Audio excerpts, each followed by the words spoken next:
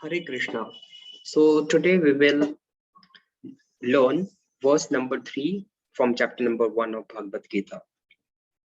The verse is as Pashvetam Panduputranam Acharya Mahatim Chamum Vyodam Putrena Tavshishvena Dhimata.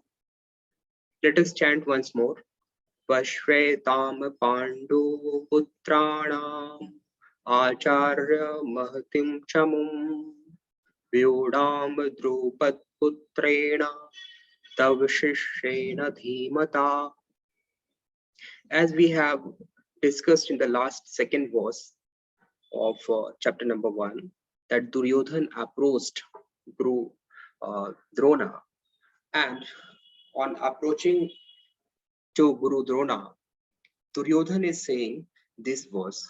Although in Bhagavad Gita it is mentioned as Sanjay Uvacha, because Sanjay is sharing this information to the king Dhritarashtra.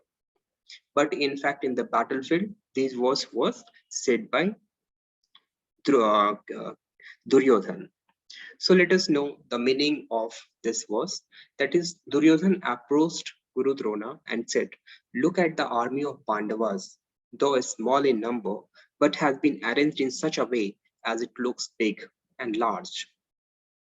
So when Duryodhan monitored the armies of the enemies, that is the of Pandavas, he noticed that the number of soldiers were less, but it has been arranged in such a way, such a brilliant way, that the army looks big and large, and it was done to frighten the other parties, that is, other armies, the armies of Duryodhan.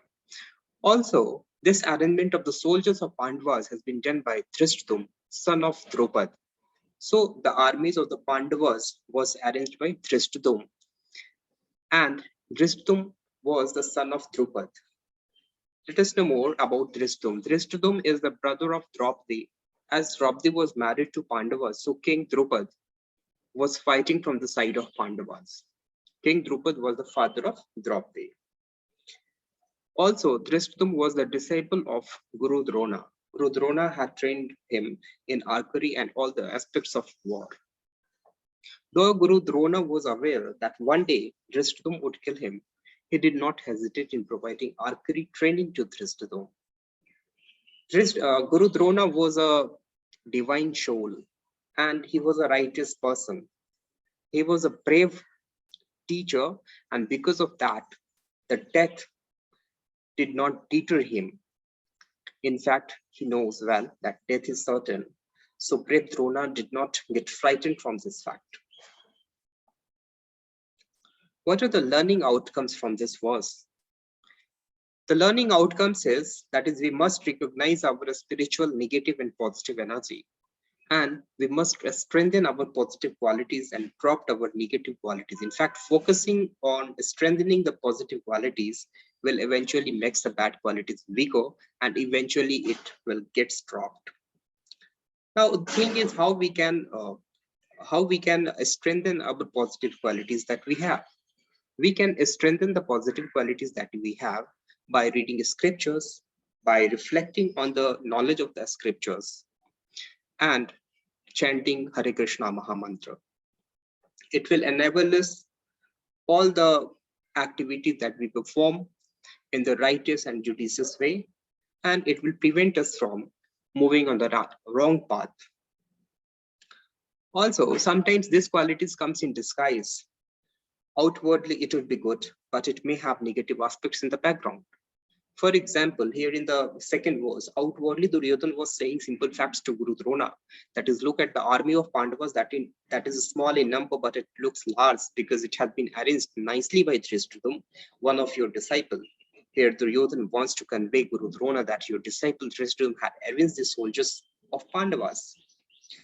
So Duryodhan was conveying Guru Drona that the Pandavas of army is small in number, but it's too big. And it looks big because it has been arranged by one of his disciples of Guru Drona, Drishtum.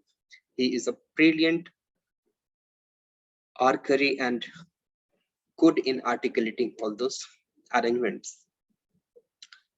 So here, Duryodhan wanted Guru Drona to subtly realize his mistakes and to not repeat these mistakes in future by training such a disciple.